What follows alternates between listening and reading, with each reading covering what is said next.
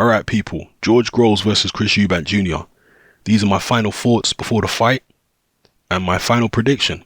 First of all, I'm going to give you the strategy and the approach that each fighter needs to take to win the fight, in my view. Chris Eubank Jr., first of all, he's the challenger for Groves' WBA super middleweight title. Chris Eubank Jr., the only way I can see him winning this fight is if he keeps a very high, tight guard and walks George Groves down.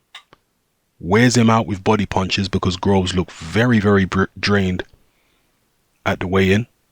And I've put a before and after side-by-side comparison of Groves at the Cox weigh-in compared to him at the Eubank weigh-in. And you can see he's carrying more fat on his body at the Eubank weigh-in. And because he's carrying more fat, he's had to lose a lot more water to get down to weight to compensate for the fact that he's carrying more fat. Yeah, if he wasn't carrying that much fat, he wouldn't need to lose as much water to get down to 168 or 167, what he weighed in at. So, yeah, Eubank Jr. needs to take advantage of the fact that Groves is extra drained for this fight. Go to the body. He's going to lose the early rounds. I cannot see Eubank Jr. winning this fight easily. I think Eubank Jr., if he wins this fight, is going to have to go through absolute hell to win. I'll be amazed if Eubank Jr. wins this fight easily. I'll be amazed. I think he's going to have to go through hell. And he's going to get hurt. He's going to take a lot of hard punches from George Groves as he tries to walk Groves down. If this is the strategy he employs, going to take a lot of hard punches. He's going to have to come in at angles when he can, use his own jab to get close when he can, dig to Groves' body. And as the fight progresses and Groves' footwork slows down and his hand speed slows down, drag Groves into the trenches in the second half of the fight and either out hustle him to get a close points decision win or manage to stop Groves down the stretch. That is the only way I see Eubank Jr. winning. That's the only scenario in which I see him winning. That's the only strategy that I can see being a winning strategy for him. If he tries to box George Groves at long range in the early half of the fight, in the early part of the fight when Groves is fresh, if he tries to box Groves at range, he's going to get lit up like a Christmas tree. Groves is going to light that guy up. That's what I see for Eubank Jr. if he's trying to box Groves at long range early. I do not see him being successful boxing George Groves long range when Groves is sharp early, and I cannot see it. I just see it being one-sided at long range, actually. In fact, I think Groves is going to win the early rounds in this fight pretty comfortably.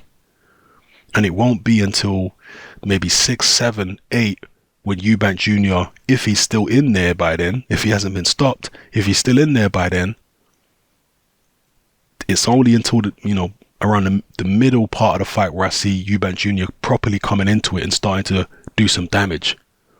Up until then, I think he's going to be getting outboxed and frustrated by Groves. That's what I think is going to happen. The second half of the fight, I find more difficult to predict if it goes that long. That's where I'm unsure. That's where I think there's an opportunity for Chris Eubank Jr. to win, because of the fact that Groves is drained, because of the fact that Groves has got a history of fading, and because of the fact that when George Groves gets tired, he becomes even more ragged.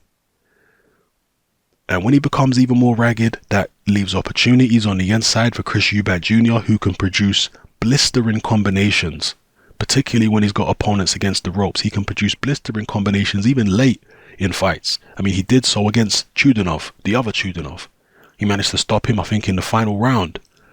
So Eubank Jr., even against Billy Joe, he was able to come out with, loads of punches in the late rounds of that fight. So he's got a track record of being able to produce a lot of work late, whereas Groves has got a track record of fading late. Now, in terms of Groves' winning strategy, it's very simple. Just keep Eubank Jr. on the outside. He's much better at long range than Eubank Jr.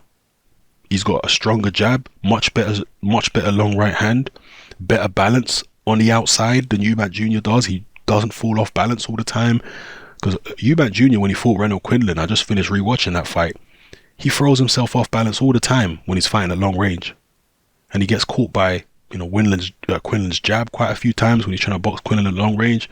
So I don't see Groves having any problems at all if the fight stays at long range. So he's got to keep Junior on the outside. When Junior gets close, tie him up, try and throw him around, use his weight because he's going to be heavier than Junior. Use his weight and try and frustrate Junior. Just keep the fight long. And also pace himself. Groves has to pace himself well in this fight. He looked very wound up at the weigh-in. He needs to come in the ring not too wound up, but calm. He needs to be sharp, to make sure he can counter and take advantage of the mistakes that Eubank Jr. makes. But he can't be so wound up that he's going to drain himself out mentally and emotionally for the second half of the fight if it goes that long. So he has to stay calm and he has to pace himself in this fight. Pace himself well. He's a veteran at this point, George Groves, so he should be able to pace himself. Okay? As long as he's not too agitated and wants to hurt Eubank Jr. too much. He can't be like that. He has to stay on his game plan. Keep calm, box sensibly. Yeah? That's how I see George Groves winning. Just managing to tie Eubank Jr. up on the inside, not letting him work, and then boxing him on the outside, frustrating him, making Eubank Jr. dive in with reckless shots because he's frustrated, and then punishing him with hard counters. This is how George Groves can win. And Groves definitely has the power, I believe, to knock Eubank Jr. out.